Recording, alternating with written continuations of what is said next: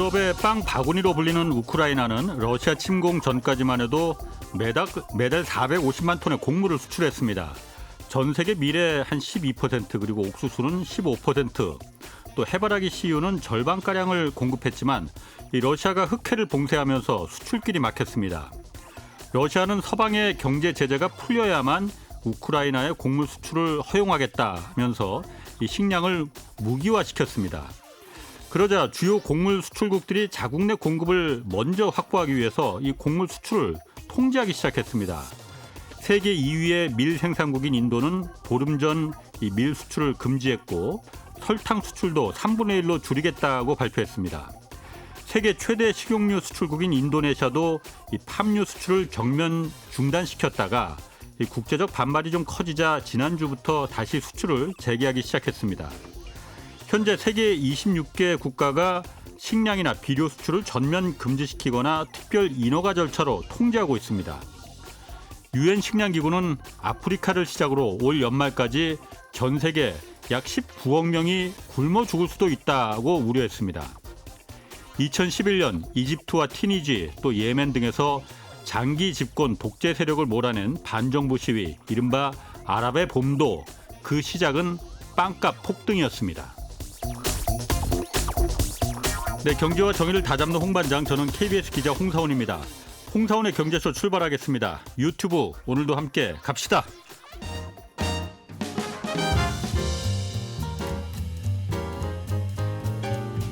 한마디도 버릴 게 없는 귀한 정보만 전해드립니다.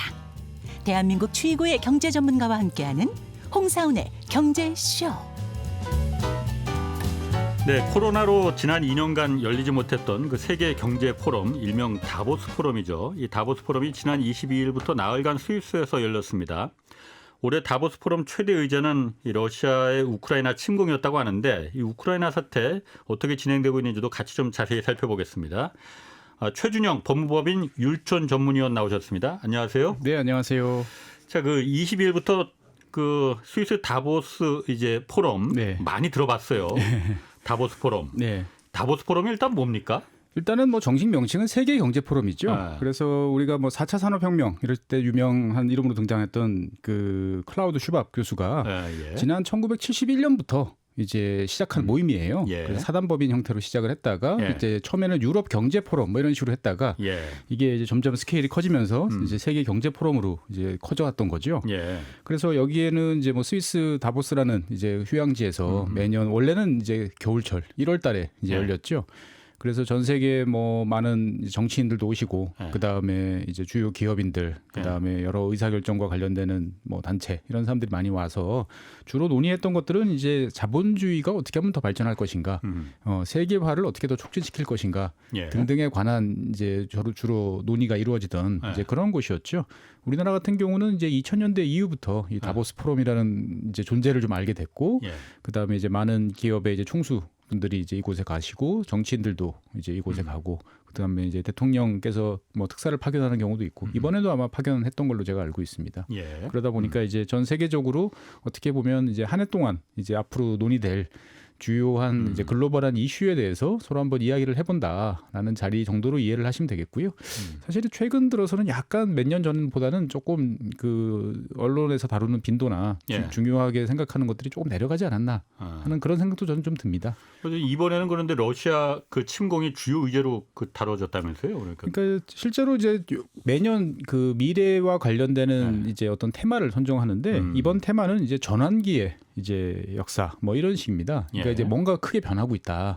그래서 그 크게 변하는 여러 가지 요소들을 다루면서 그 중에 가장 이제 핵심적인 과제로 이제 우크라이나에 관해서 이야기를 했던 거죠.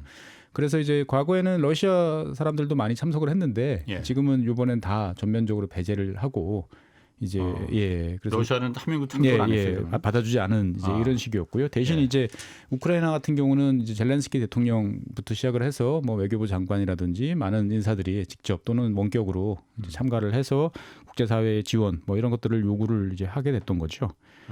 그래서 뭐 과거에 이제 러시아가 국가 홍보에 쓰던 건물이 있어요. 이제 러시아관 뭐 이런 식으로 해가지고 다보스에 스위스 다보스에. 근데 이거를 이제 그 우크라이나 쪽이 이제 사들여가지고 이제 그 러시아 전쟁 범죄 뭐 이제 폭로 뭐 이런 쪽 용도로 사용하는 이제 예. 이런 일도 이제 생기게 됐던 거죠. 그래서 뭐 일단은 이제 우크라이나와 관련돼서는 논의됐던 것들은 이제 국제 질서를 이런 식으로 이제 혼란스럽게 하는 거는 안 된다. 라는 것들에 대해서는 대체적으로 이제 다 의견 일치를 이제 봤던 거고요. 기본적으로 이제 세계 경제 포럼은 세계화를 이제 주관하고 이제 그거에 대해서 더 긍정적인 것들을 이제 빨리 또 확산시키기 위해서 노력하는 단체이기 때문에 어떻게 보면 이제 우크라이나 전쟁으로 인한 세계화의 축소, 뭐 그 후퇴 이런 것들에 대해서 되게 우려하는 이제 여러 가지 논의들이 진전이 됐었죠. 그래서 뭐 상당히 이제 다양한 이제 논의들이 진전됐어요. 우크라이나가 핵심 테마긴 했지만 이제 인플레이션이라든지 이런 주제들도 같이 이제 논의가 됐었죠. 지난번에 그 저기 경제쇼 최 박사님 출연해서 말을 하셨던가? 어쨌든 우크라이나 전쟁이 세계화를 종식시켰다라고 했잖아요. 뭐 비슷한 종식까지는 아니고 뭔가 이제 후퇴 기조를 더 빨리 하지 않을까. 이 다보스 포럼에서도 그러면은 이 우크라이나 러시아 침공이 세계화를 그 어떻게 뭐 후퇴시키거나 종식시키거나 그런 부분에 대해서 어떻게 평가를 내리고 있습니까? 일단은 뭐 큰 위협이 되고 있다 정도죠. 이제 보면은 큰 위협이 되고 있고 이것이 이제 잘 끝나지 않으면 이제 앞으로 세계는 여러 가지로 상당히 이제 어두운 국면으로 진입할 수 있다라는 이제 이야기들이 있었고 보다 구체적인 사항들 같은 경우는 주로 이제 인플레이션과 관련된 이야기들이 많았어요. 그래서 뭐 인플레이션 요인이 뭐냐 그래서 나왔던 이야기가 뭐 3D 이야기도 나왔습니다.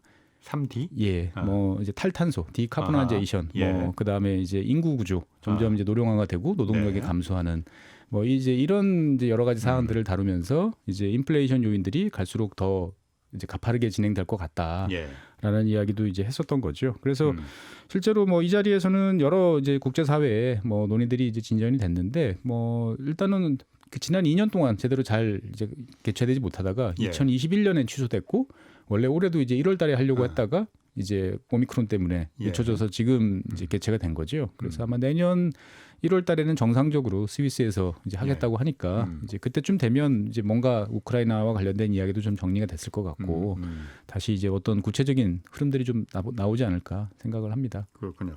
그러면 그 우크라이나 사태가 지금 러시아가 침공한 지 3달이 지났잖아요. 이 전쟁이 끝날 기미는 그럼 여전히 아직 뭐 보이지 않는 거예요? 그러니까 이제 동부 전선 쪽에서 계속 치열한 전투들이 벌어지고 있는데 단적으로 그러니까 뭐 결론적으로 말씀드리면은 우크라이나가 이제 수세 국면에 이제 조금씩 접어들고 있다. 우크라이나가. 그러니까 이제 러시아가 크게 뭐 이제 한 방에 상대방을 완전히 포위해서 이렇게 가는 전술을 포기하고 연속적인 조그마한 포기망들을 계속 만들려고 노력을 해요. 그래서 그런 것들이 일부 이제 성과를 이제 내고 있고 그다음에 이제 전쟁이 석 달이 지나다 보니까 양측 모두 이제 노하우들이 생기는 거죠. 잘할 수 있는 건 잘하고 못하는 거는 보완하고 그러면서 이제 러시아군 같은 경우는 자기들이 장기로 생각하던 이제 포병을 적극적으로 이제 활용을 하고요. 그다음에 이제 넓은 지역에 병력을 막 뿌려놓는 게 아니고 이제 작은 지역에다가 집중을 시켜서 우크라이나군을 이제 숫자로 이제 밀어붙이는 이제 이런 식으로 이제 가다 보니까 우크라이나군 같은 경우는 이제 자꾸 포위될 상황에 이제 직면하게 되고 포위될 상황이면 이제 후퇴를 할 수밖에 없는 이제 그런 상태인 거죠.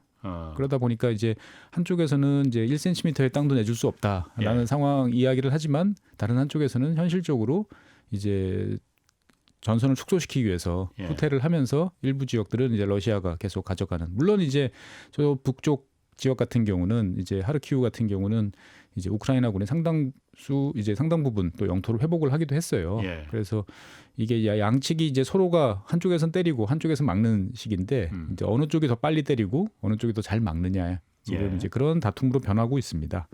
근데 지금 러시아도 제가 그 기사 보면은 우크라이나에 사실 뭐 민간인 사상자도 워낙 많고 당연히 공격을 받는 입장이니까 그렇지만 러시아도 그 군인들 희생자가 뭐 몇만 명에 이를 정도로 많습니다.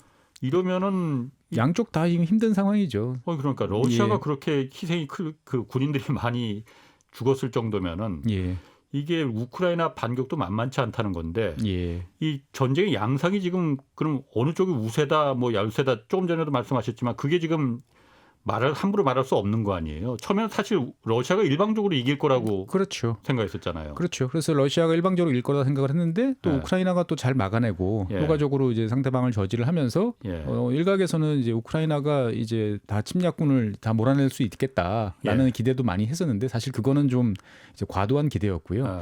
현실적으로는 이제 잘 막고는 있으나 이제 전체적인 전력 차이, 그다음에 이제 물량 뭐 이런 것들 때문에 우크라이나가 어느 정도는 이제 내줘야 되지 않냐, 이제 적절한 선에서 이거를 타협을 봐야 되지 않냐라는 목소리가 이제 최근에 많이 나왔죠. 대표적인 존재가 이제 키신저 전 이제 미국 국무장관 같은 경우가 이제 땅과 평화를 이제 교환하는 형태로 가야 되지 않냐라는 거에 대해서 이야기가 나왔고 거기에 대해서 우크라이나는 이제 격렬하게 이제 반발을 했죠.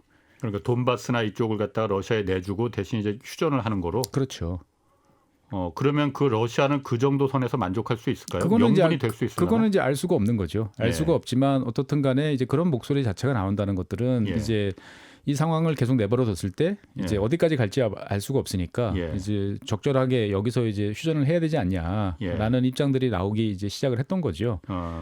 이게 이제 한쪽으로 일방적으로 쏠리면 그런 이야기는 안 나와요. 근데 이제 뭔가 교착 상태에 빠지고 어떻게 보면 서로가 힘들 때쯤 됐다 싶을 때 이제 휴전이라는 이야기들이 나오는 건데 앞으로 조금 더 시간이 걸릴 것 같아요. 일단 본격적인 논의가 되려면. 왜냐하면 이제 공세를 펼치고 있는 뭐 러시아군도 이게 이제 계속 밀어붙일 수는 없거든요.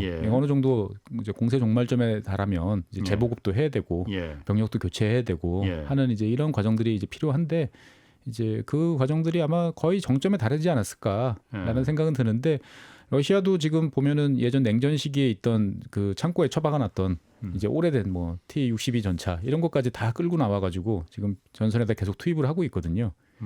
그러다 보니 이제 어떻게 보면은 물량으로 따지면 이제 그 물량이 좋은 물량이냐, 좋은 물건인지 아닌지는 뭐 차치하고라도 일단 물량 자체는 압도적인 게 러시아다 보니까. 러시아군이 이제 아주 현실적인 전술을 채택을 하고 있으니까 우크라이나군 입장에서 봤을 때는 좀 괴로운 상태입니다. 아니 그런데 일각에서는 뭐 러시아도 지금 그 아까 말한 대로 옛날 T-62 전차까지 끌고 나올 정도지만은 우크라이나도 서방 세계에서 무기 지원을 많이 해준다고 하잖아요. 지금 주로 많이 이제 포병 세력들을 많이 강화를 하고 있죠. 근데 이제 이게 두 가지 문제점이 있어요. 첫 번째는 일단은 뭐 포니까 쏘면 된다라고 생각하시기 쉬운데 이게 기본적으로 러시아 시스템하고 나토 시스템하고 달라요. 근데 주로 공급되는 이 장비들은 이제 서구의 어떤 장비들이니까 익숙치 않다 보니까 그거를 잘 활용하기까지는 시간이 걸리는데 지금 급박하게 돌아가다 보니까 그런 데 대한 이제 효율성 문제가 있고요. 러시아군도 바보가 아니다 보니까 일단은 우크라이나군에 들어오는 그 무기가 전선 근처에 올 타이밍을 기다려가지고 아예 자기들한테 포격을 퍼붓기 전에 여러 가지 방식으로 뭐 드론을 활용한다든지 아니면 공군력을 동원한다든지 이런 식으로 해가지고 전선에 오기 전에 파괴시켜버리는 비중도 꽤 높아지고 있어요, 점점. 그러니까 서방에서 도와주는 게 다 전선에 100% 도착하는 게 아니고 가기 전에도 이제 공격당하는 경우들이 많아지고 있는 거죠. 그러면 이게 전쟁이 언제까지 갈 거냐? 뭐 일각에서는 뭐 내년 그리고 그 이후까지도 지속될 가능성도 있다고 보는 그렇습니다. 것 같은데. 이게 이제 양쪽 다 어떻게 보면은 뭐 적절한 수준이 어딘지에 대해서 전혀 타협을 볼 수 있는 뭐 그런 상황이 아니다 보니까 이게 의외로 길어질 수도 있고 또 다른 한편에서는 우리가 생각하는 것처럼 뭐 정식 휴전 뭐 협정 체결 뭐 이런 거 없이 그냥 소강 상태로 이제 접어들 수 있다. 지지부진하게 하다가 또 어느 정도 또 격렬하게 또 벌어지다가 또 지지부진하다가 그게 가장 안 좋은 시나리오 같은데. 가장 안 좋은 시나리오이기도 하고 어떻게 보면 러시아가 이제 우크라이나를 계속 이제 말려 죽이면서 그다음에 서방의 어떤 균열을 내기에는 제일 좋은 수죠. 그거는 우크라이나만 말려 죽이는 게 아니고 러시아도 같이 말려 죽을 것 같은데. 뭐 러시아 입장에서 봤을 때는 이제 견딜 수 있다라고 이제 생각을 이제 할 수도 있는 거죠. 어차피 시간은 우리 편이고, 러시아 입장에서 봤을 때는 뭐 곡물이라든지 에너지 자원 뭐 이런 거 가지고 벌써부터 이제 서방 국가들 사이에서 여러 가지 이야기들이 나오다 보니까, 뭐 러시아 입장에서 봤을 때는 이미 이렇게 된 거, 우리가 확실하게 목표를 달성할 때까지 계속 가겠다. 라고 생각할 수도 있는 거죠. 지금 누군가가 그러면은 아까 뭐 키신저 그 전 장관 얘기도 했지만은 누군가가 이 전쟁을 종식시키기 위해서 중재를 하거나 이런 그 노력은 하고 있는 겁니까 그러면은? 그러니까 중재라는 게 양쪽에서 어느 정도 이제 한쪽이라도 예. 이 중재를 바란다라는 시그널이 나와야 되는데 예. 지금 양쪽 다 그런 시그널이 없는 거죠. 그러니까 뭐 일각에서 그런 이야기가 나오면 우크라이나 쪽이나 아니면 우크라이나와 같이 이제 전선을 형성하고 있는 뭐 폴란드 예. 이런 쪽에서는 말도 안 되는 소리다. 그러면 그 이번 내주면 다음번에는 없다라는 걸 누가 보증하냐라는 예. 거죠 보면은. 예. 만약에 푸틴이 예. 이 전쟁이 지리하게 가고 또 러시아가 어쨌든 견디는데도 한도가 있을 거 아니에요. 예. 뭐 꺼내기 좀 겁나긴 하지만은 전술핵이나 뭐 화학무기 같은 거 특히 전술핵 같은 거 사용할 가능성은 없습니까? 그럴 가능성은 저거는 현실적으로 지금은 이제 많이 낮아졌다 오히려 이렇게 이제 생각이 되고요. 예. 그러니까 이게 근본적으로 보면 우리가 그 러시아하고 우크라이나 양쪽 전쟁했을 때 우크라이나가 이제 열세인데 잘 막고 있다라는 게 기본 이제 프레임이에요. 예. 기본 프레임인데 이제 이 정도면은 러시아가 이제 손을 드는 게 이제 예상 밖으로 갔으니까 조금 이제 여기 정도면은 이제 어떻든 간에 체면을 살리기 위한 정도 수준에서 마무리하지 않을까라고 지난달에 이제 많이 이야기를 했는데 러시아는 지금 별로 그런 그 경향은 보이지 않고 있어요. 그러니까 오히려 어떻게 보면은 이제 석 달 동안 희생을 통해서 이제 우리 좀 알게 됐어.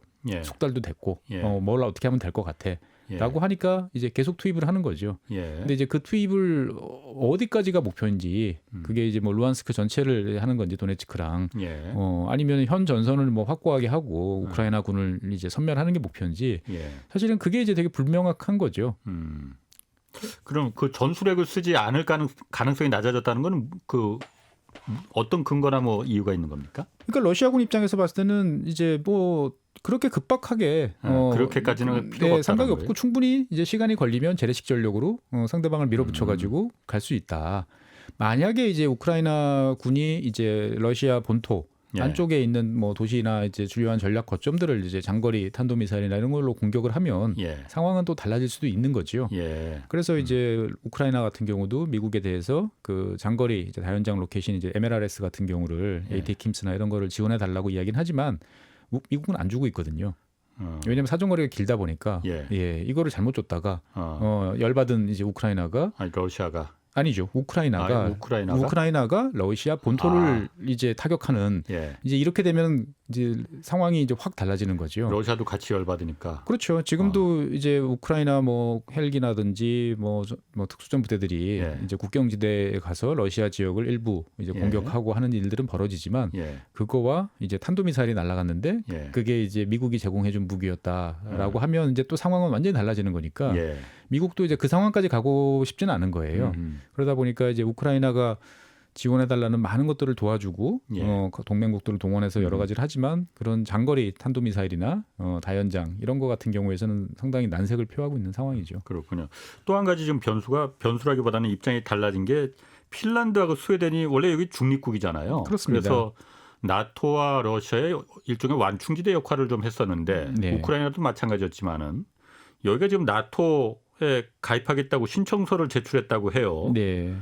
러시아 입장에서는 나토 동전을 지금 막겠다고 우크라이나를 이제 친 건데 오히려 그러니까 나토가 한 걸음 더 러시아 쪽으로 우크라이나뿐만이 아니고 북쪽의 핀란드, 스웨덴까지 국경을 맞이하고 있는 나라들까지 이제 직접적인 적국으로 완충지대가 없어지는 그런 자충수를 두게 된 거 아닌가? 그렇죠. 이제 그렇게 볼 수도 있어요. 그래서 러시아가 이제 양국이 이제 그 나토 가입을 공식적으로 선언을 했을 때 이제 러시아 외교부 차관이나 이제 이런 쪽에서는 강력하게 이제 비난하고 대가를 치를 것이다라고 이제 위협을 했는데 그 이후에 바로 또 푸틴 대통령이 본인이 직접 나서서 직접적인 큰 위협은 아니다라고 또 이야기를 했어요. 그러니까 그 말은 뭐냐면 이제 러시아 입장에서 봤을 때는 이미 스웨덴이나 핀란드가 친서방 확실하고 말만 나토가 아닐 뿐이었지 그동안에 다 하고 있는 거 알고 있다.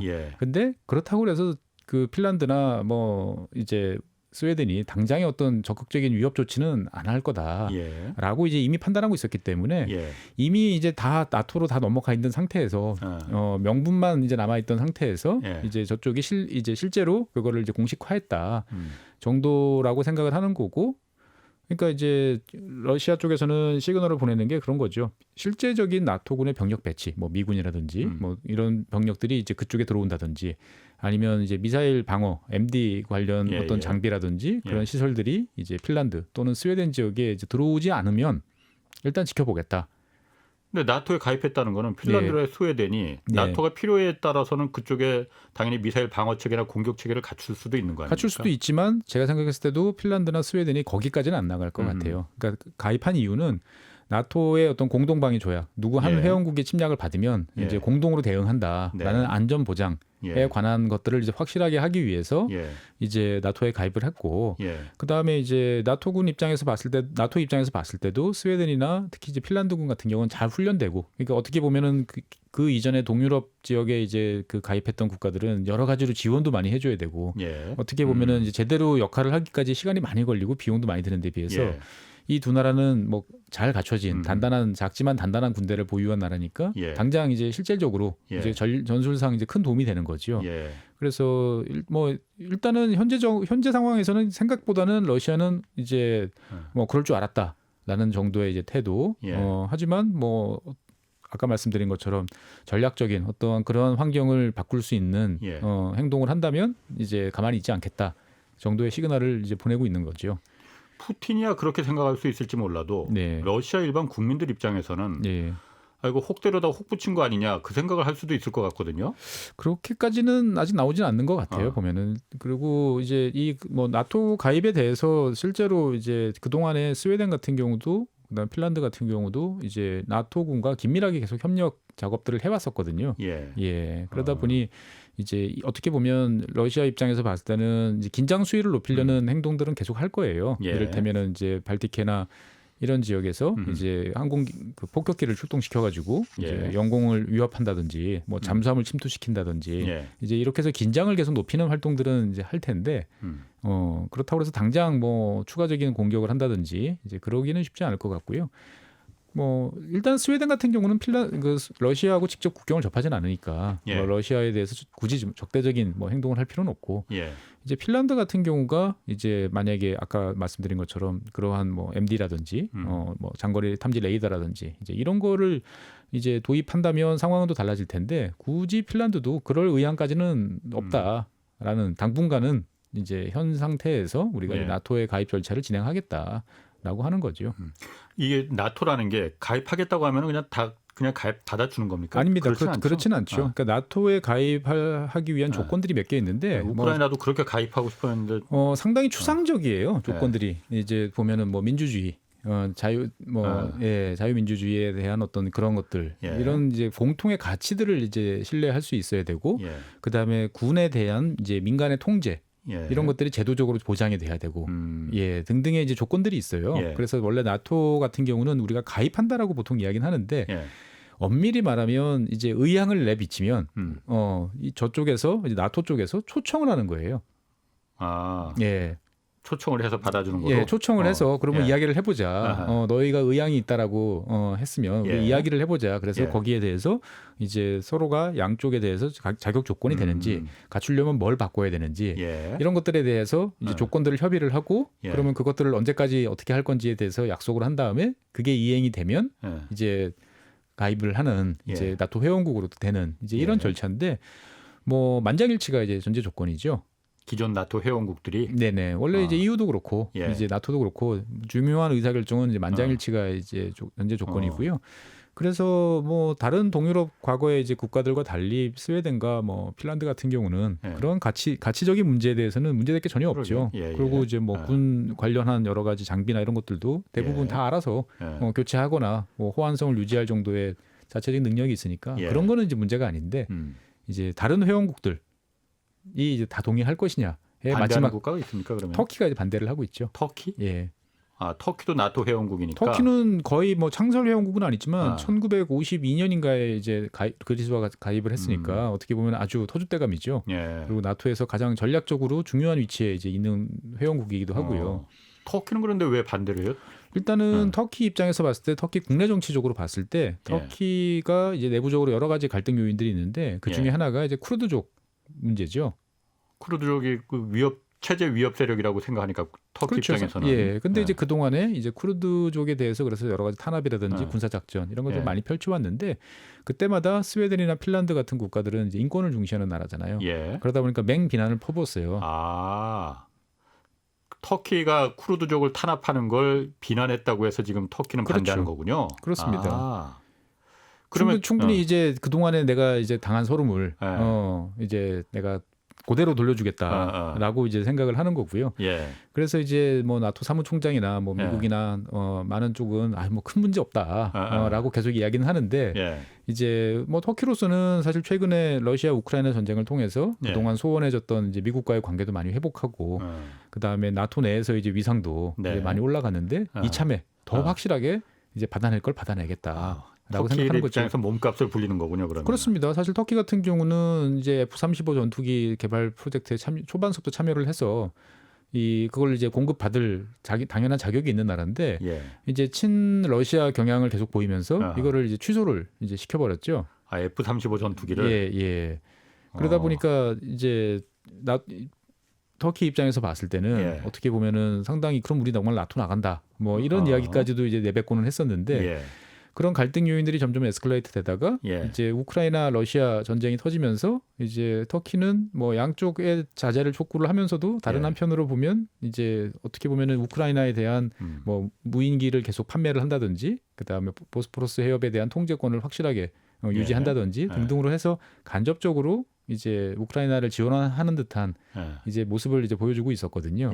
그리고 이제 아무래도 위치가 중요하다 보니까 미국이나 이런 나라들한테도 이제 여러 가지 도움을 이제 달라는 이야기도 듣고 그러면서 이제 관계가 많이 좋아졌어요. 그러니까 이왕 이렇게까지 왔으니 이제 더 완벽하게 우리의 이익을 이제 챙기겠다라고 하는 거죠. 터키 입장에서는 핀란드하고 스웨덴이 딱 자기네들 그 목소리를 크게 하고 위상을 높여줄 기회다, 찬스다 이렇게 그렇습니다. 생각할 수 있겠네요. 아주 좋은 카드가 이제 굴러 들어왔다라고 생각을 하는 거죠. 자, 그러면 터키는 그렇다 치고 러시아 입장에서는 핀란드 아까 그 말씀하셨듯이 러시아 입장에서는 뭐 핀란드나 스웨덴이 어차피 뭐 나토에 실질적으로 가입만 지금 안 했을 뿐이지 나토와 한 몸체다라고 생각은 하긴 했을 거 아니에요. 했다고 해서 그렇게 크게 우려할 일 아니라고 뭐 하셨잖아요.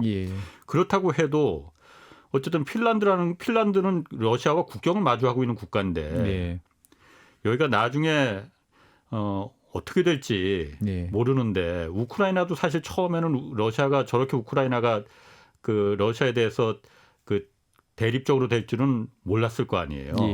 그런데 지금은 그렇게 된 거잖아요.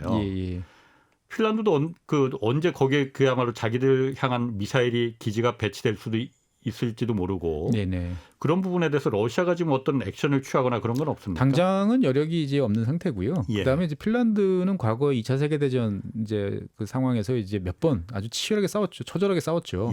그래서 이제 핀란드는 많은 영토를 내주고 결국 이제 그 오랫동안 냉전 시기 내내 어떻게 보면은 이제 반식민지 같은 이제 그런 상태로 소련 영향권 안에 있었죠.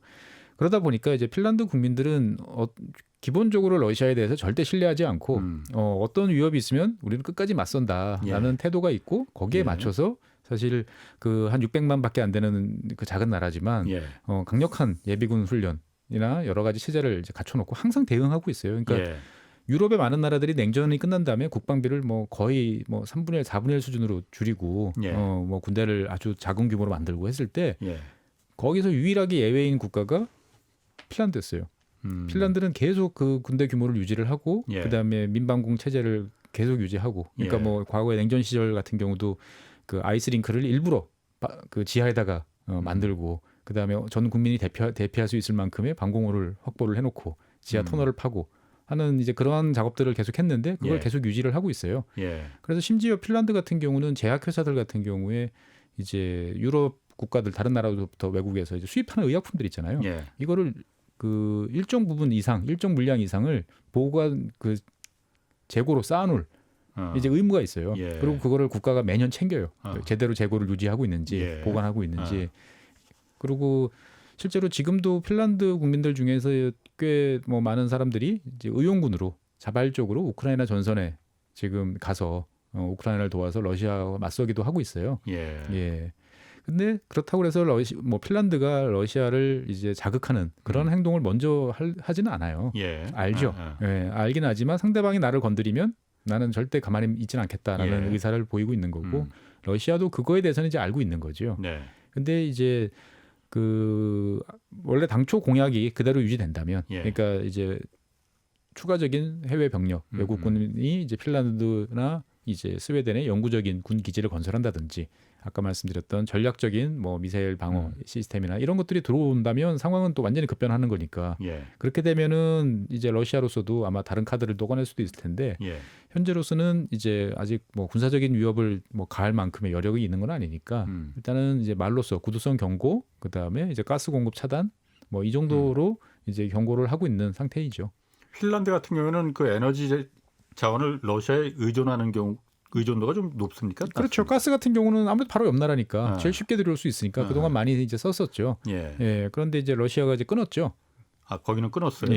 그럼 그것도 굉장히 핀란드 입장에서는 아플 것 같은데. 그러니까 핀란드에서는 이제 나름대로 미리 이제 준비를 좀 해놓고 있었고요. 그 다음에 뭐 어차피 다 이제 각오를 하고 이제 갔던 일인 거죠. 그러니까 뭐 핀란드 국민들 같은 경우는 정말 잘 참습니다. 이게 필요한 일이다라고 생각하면 꾸역꾸역 잘 참는 데는 거의 세계 최고급이고 국가적으로도 거기에 대한 이제 동의는 이제 된 거죠. 돼 있기 때문에 그런 걸 각오하고 이제 나토에 가입했기 때문에 뭐 큰 문제는 당장의 큰 문제는 이제 없지만 앞으로 이제 당분간 좀 쉽지 않은 이제 그런 상황을 맞닥뜨리는 거는 이제 어쩔 수 없는 거죠. 그리고 이번에 어쨌든 그 다보스 포럼에서도 나왔지만은 제가 앞에 오프닝에서도 잠깐 얘기했지만은 어쨌든 러시아의 우크라이나 그 침공 사태로 인해서 이 곡물 인플레이션, 곡물 위기, 사실 처음에는 에너지 위기로만 우리가 좀 생각을 했었는데 그보다 지금 당장 먹고 사는 게 안 먹고 살 수는 없으니까. 그렇죠. 그게 더 위험하다, 더 큰 위험으로 좀 다가오고 있다. 그런 얘기들도 다보스 포럼에서 좀 나왔다면서요. 예, 맞습니다. 근데 이제 뭐 여러 가지, 그러니까 단기적인 충격은 어쩔 수 없어요. 이왕 이렇게 된 거 사실 여러 가지로 아마 그래서 올해 말 내년 초까지는 이런 여러 가지 문제들, 식량 문제들이 사실 되게 심각하게 부각될 수밖에 없고 벌써부터 이제 아프리카라든지 이제 그동안에 러시아, 우크라이나 쪽에 많이 의존하던 빈곤 국가들 같은 경우는 벌써 이제 기아 사태를 걱정하는 목소리들이 많아지고 실제로 현실화될 가능성도 제가 봤을 때는 꽤 있어요. 뭐 소말리아라든지 뭐 이런 지역들 같은 경우는 있죠.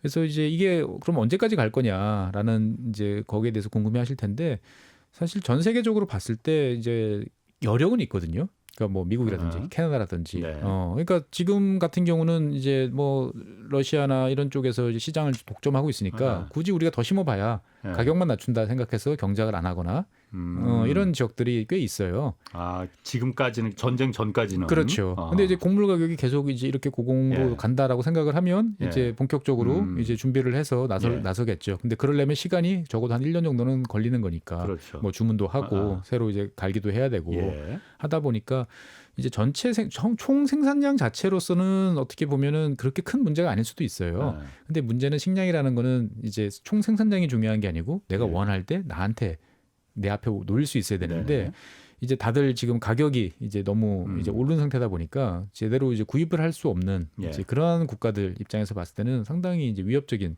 상황에 직면하고 있는 거죠. 그러다 보니까 총 곡물 생산량 자체로만 보면 마이너스인가? 라는 이제 생각이 들 수도 있어요. 왜냐하면 이제 다른 쪽에서는 더 열심히 심어가지고 더 내보낼 수도 있는데 그 비싼 가격을 주고 이제 빈곤 국가들이 이제 살 수는 없으니까 이제 거기에 따른 문제들이 이제 우려가 되는 거죠.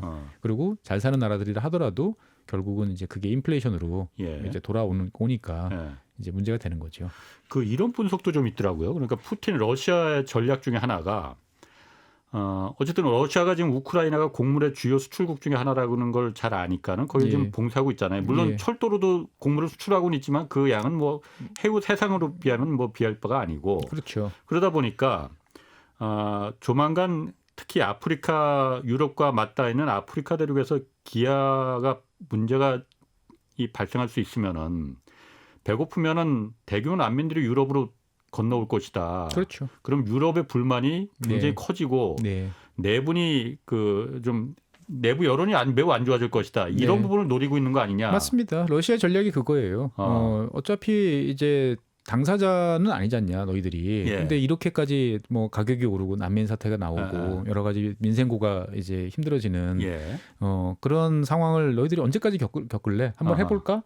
라고 하는 게 사실 러시아의 전략인 거죠. 그 가능성이 있습니까 실제로 그런? 실제로 가능성이 있죠. 대규모 난민들이 유럽 대로 그냥 쏟아져 들어갈 가능성. 뭐 이제 확실하다라고 예상할 수는 없지만 예. 이제 EU 같은 경우도 그 동안에 이제 몇 번의 난민 사태를 겪으면서 예. 여러 차례 이제 그 아예 넘어오지 못하도록 아하. 이제 아프리카라든지 이런 지역에 대해서 미리 이제 그 지역에 대한 지원을 강화하고 순찰 예. 활동도 하고 여러 예. 가지를 해서 많이 줄이긴 했는데 예. 이제 인도적인 이제 그런 상황이 이제 봉착했을 때 이제 그 문제를 또 남불나란 할 수 없다라고 하는 또 딜레마가 있는 거죠. 예.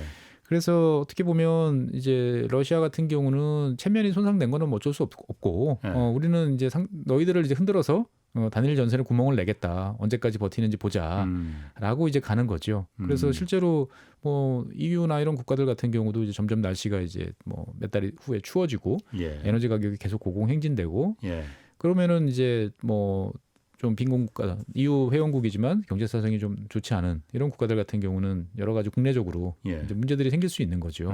예, 그러면은 뭐 아까 말씀드린 것처럼 만장일치라는 이제 의사결정 구조다 보니까 예. 우리는 못하겠다라고 이제 반발할 수도 있는 거고. 그런 가능성도 예, 물론 있겠네요. 뭐 그렇다고 해서 러시아가 마냥 그 모든 카드를 다 주고 여유 있는 건 아니에요. 지금 뭐 루블화 가치는 잘 받치고 있지만 예. 실제로 경제는 마이너스 성장을 하고 있고 예. 그다음에 국민들이 필요로 하는 여러 가지 이런 거 같은 경우는 가격도 오르고 예. 그다음에 뭐 구할 수 없거나 이제 이런 일들이 조금씩 생기는 하는데 기본적으로 뭐 필수적인 생필품 이런 것들 같은 경우는 이제 뭐 중국이라든지 다른 예. 지역을 경유해서 공급을 하고 있고 예. 뭐 식량이랑 에너지 같은 경우는 풍부한 나라다 보니까 예. 그렇군요. 자, 최 박사님 나오셨으니까 뭐 우크라이나 사태도 그 사태지만은 전력 정책에 대해서도 좀 물어볼게요. 예. 어쨌든 지금 윤석열 정부 에너지 정책의 핵심은 뭐다라고 좀 그 가고자 하는 에너지 그 정책의 핵심 뭐다라고 좀 말할 수 있을까요? 글쎄요. 뭐 어떻게 보면은 균형 잡힌 에너지 믹스를 이제 복원하겠다. 예. 그러면서 탈탄소 전략을 이제 계속 유지하겠다. 뭐 그 정도로 요약할 수 있을 것 같아요. 예. 탈탄소 정력 중에서도 그럼 그 원전이 그러니까 과거 문재인 정부 시절에는 원전은 그러니까 탈원전, 예. 그 탈탄소 중립에서 예. 원전은 그 탄소 중립에 이용하지 않겠다라는 게 기본 기조였으면 이 지금 정부에서는 그건 좀 바뀐 건가요? 그러면? 그렇죠. 그러니까 이제 원자력의 역할을 인정하고 예. 뭐 어느 정도는 적극적으로 이제 그 원자력의 이제 역할을 이제 도모하겠다. 예. 그래서 사실 얼마 전에 있었던 한미 정상회담에서도 양국의 어떤 그 선진형 원자로 그다음에 SMR 뭐 등등에 대해서 양국이 이제 협력하는 이제 그런 문구들이 많이 포함됐었잖아요. 예. 그래서 이제 어떻게 보면 탈원전 기조에서는 이제 벗어나서 일정 부분 이제 필요하다. 사실은 뭐 탈탄소하는 데 있어서는 탄소가 발생하지 않는 이산화탄소 발생하지 않는 에너지원은 재생에너지와 원자력이니까 이 양쪽의 역할들은 맞고 그다음에 여기에 대해서 미국 같은 경우도 이제 과거에는 상당히 좀 부정적이었다가 최근에는 많이 입장이 바뀌었죠. 그래서 여러 가지로 적극적인 이제 보고서들도 많이 나오고 이제 하는데 문제는 그렇다고 해서 우리나라가 뭐 원자력 발전소를 지금보다 현재 같은 이런 대형 이제 가합형 경수로 같은 경우는 늘리는 데는 한계가 있을 수밖에 없어요. 늘리는 데라는 건 더 짓는 거는 그렇죠. 왜냐하면 이제 아무 데나 지을 수는 없잖아요. 그렇죠. 예, 지질 구조라든지 주변 수용성이라든지 여러 가지를 따져 보면 이제 지난 문재인 정부 때 이제 원전 예정 용지에서 해제했던 뭐 삼척이라든지 울진 요 정도 용지를 다시 지정을 해서 이제 추진을 하는 이제 그 정도를 빼고 나면 원전을 더 지을 수 있는 곳은 사실 없거든요. 국내적으로 봤을 때 만약에 더 짓겠다라고 하면은 두 가지 방법이 있죠. 오래된 이제 원전들 이제 뭐 월성이라든지 이제 이런 지역들의 원전들을 이제 철거하고 이제 그 지역에다가 대형 원자로를 새로 짓는 다시 원자로 재건축이죠 보면은. 그거 가능합니까? 뭐 이론적으로야 가능하죠. 아니, 원전 그 제가 뭐 얼핏 듣기로는 해체하는데도 몇십 년이 걸리고 비용이 굉장히 많이 든다고 했는데. 예, 그렇죠. 근데 어차피 해체는 해야 되기 때문에 어차피 해야 될 일이면 이제 하고 그 지역은 최소한도 이제 뭐 지질이라든지 여러 구조적으로 안정돼 있는 지역이고 예. 그 지역에서 같이 원자력 발전과 오랫동안 같이 해오고 예. 뭐 이해관계도 어느 정도 이제 뭐 고용이라든지 이런 걸 통해서 예. 있기 때문에 이제 과거에 있던 소형 원자로를 대형 원자로로 바꾸는 이런 방식도 가능은 합니다만 예. 말씀하신 것처럼 가보지 않은 길이고요. 예. 예. 그다음에 이제 그게 비용이라든지 예. 그다음에 거기서 나오는 이제 다양한 이제 폐기물들을 또 어디다 어떻게 할 것이냐. 사실 문제들이 복잡하게 얽혀 있기 때문에 예. 가능성은 매우 이제 낮은 거죠. 그래서 뭐 일각에서는 이제 서해안 지역에 있는 석탄화력 발전소들 뭐 태안이라든지 서산이라든지 뭐 이런 지역들 이제 문을 닫아야 되는 이제 상황이다 보니까 예. 그 지역의 원자력 발전소를 지으면 어떻겠느냐라는 이야기는 하지만 그건 현실적으로 봤을 때 매우 어려운 곤란하다라고 이제 저는 생각을 하고요. 그 지역 주민들 반대를 말씀하시는 건가요? 지역 주민들 반대도 있고요. 예. 그다음에 아까 말씀드린 것처럼 뭐 지질학적인 어떤 그런 것들을 감안해 보면 사실 네. 우리나라 같은 경우는 그 원전에 필요한 안전성을 확보하기 위한 부지들을 확보하기 위해서 예. 수십 년 동안 온 이 작은 나라를 여러 번 검토를 예. 했죠. 그래서 나온 지역들이 사실은 다 그런 지역들이기 때문에 그런 뭐 아이디어는 현실적으로는 이제 거의 불가능하고 그러다 보니까 원자력 발전소를 더 짓겠다라고 하더라도 지금 계획돼 있는 지을까 말까 하다가 일단 유보시켜놨던 예. 한 두세 기 정도를 더 건설하고 나면 그 다음서부터는 이제 새로운 국면으로 가는 거죠. 아까 말씀드렸던 그런 방식으로 가든지 아니면 미국이 이제 뭐 열심히 연구를 하고 있고 미국 연구기 하고 있고 우리나라도 같이 참여해서 하고 있는 이제 SMR 소형 원자로 같은 경우가 예. 이제 실용화가 되는 시점을 2030년으로 이제 바라보고 있는데 이제 그때쯤 되면 이제 이것들은 훨씬 안전하고 이제 가까이 붙일 수 있다 보니까 이제 이런 것들을 이제 전력이 많이 필요한 지역들에다가 가까이 건설하는 이제 이런 방식으로는 전환될 수 있습니다만 현재 우리가 생각하는 이제 대규모 가압형 경수로를 뭐 단기간 내에 뭐 10개 뭐 이렇게 짓겠다라고 하는 아이디어는 이제 현실적이지 않고 윤석열 정부도 그거를 생각하는 건 아니라고 저는 생각하고 있습니다. 뭐 기존의 원전을 그러니까 지금 설계 수명이라는 게 있잖아요. 예. 뭐 40년, 뭐 50년 이렇게 설계 수명 하면은 예. 그걸 다시 한번 평가해서 예. 더 오래 쓸 수 있게 연장시키는 그 방법으로 지금 많이 가고 있는 것 같아요. 맞습니다. 대부분 국가들이 다 연장을 해서 쓰고 있고요. 예. 그게 이제 해서 또 여러 가지 교체할 건 교체하고 예. 설비도 바꾸고 예. 해서 뭐 처음에 40년이지만 뭐 60년, 뭐 80년 이렇게 이제 쓰는 작업들. 그러니까 기존 원자로 그 수명 연장 작업은 전 세계적으로 이루어지고 있는 사업이니까 예. 그 자체에 대해서 너무 이제 걱정할 필요는 없죠. 근데 걱정할 필요는 없는 거예요. 근데 이제 그 작업 과정이 과연 제대로 될 것이냐. 그러니까 사실 원자력과 관련된 여러 가지 논란의 핵심 중에 하나는 예. 원자력이 가지고 있는 그 특유의 폐쇄성. 예. 그다음에 그 과정에서 여러 차례 노출됐던 어떻게 보면은 엉뚱한 뭐 부품이 들어간다든지 예. 잘못된 시공 사례 이런 예. 것들이 사실 국민들의 그 신뢰를 많이 깎아먹었잖아요. 예. 이제 이런 것들에 대해서 얼마나 황골탈퇴할 수 있느냐, 정말 투명하게 잘 갈 수 있을까라는 거에 대한 것들이 이제 문제이지. 예. 그냥 기술적인 요소만 놓고 보면 뭐 프랑스라든지 뭐 미국이라든지 많이 이제 원자로들을 연장해서 사용을 하고 있거든요. 예. 그렇다고 뭐 이걸 100년, 200년 갈 수 있는 건 아니니까 네. 결국은 이제 한 번 정도 더 하고 나면 아마 이제 정리를 해야겠죠. 예. 그 애초에 그럼 설계 수명이라는 거는 40년 설계 수명을 이게 그 만약 지었다 하면은 예. 실제로 고리 같은 경우는 그래서 설계 수명 된다면 1호기에는 원래 연장 작업을 했었죠. 1호기는 그러니까 연장 작업을 한 번 하고 그러니까 그 다음에 폐기를 예. 폐로를 시킨 건가요? 예, 예. 그럼 애초에 설계 수명이라는 거는 이게 40년짜리 수명인데 예. 그 다음에 40년 지나고 나서 보니까는 예. 기술이 발전했어. 예. 그래서 요거는 조금 더 고치면은 예. 더 연장시킬 수 있어. 이렇게 되는 건가요? 그렇죠. 그러면? 그런 것도 있고 그동안 40년 전에 이제 설계를 해놓고 검사를 해보니까 예. 그거보다는 더 쓸 수 있겠네 충분히 여러 가지 잘 버티네. 그러니까 뭐 우리가 뭐 이를테면 70년대 그 우주로 쏘아 올린 보이저 같은 경우 6개월짜리로 쐈는데 지금까지도 버티고 있잖아요. 뭐 화성에 간 그 탐사선들도 3주 생각하고 보냈는데 뭐 한 6, 7년씩 활동을 하고. 그러니까 항상 잘 모를 때는 안정성을 많이 두거든요. 그렇죠. 예. 그렇죠. 근데 이거를 해보고 나니까 그거 너무 과도했다라고 하는 건데 자관 여기에 대한 신뢰성 그다음에 수용성 문제는 항상 존재를 하고 있습니다. 그리고 그 원전에 대해서 그러니까 지금 그 좀 늘려야 된다는 이유 중에 하나도 한국전력이 워낙 요즘 뭐 매일 뉴스에 나오던데 적자 규모가 워낙 크다 보니까 예.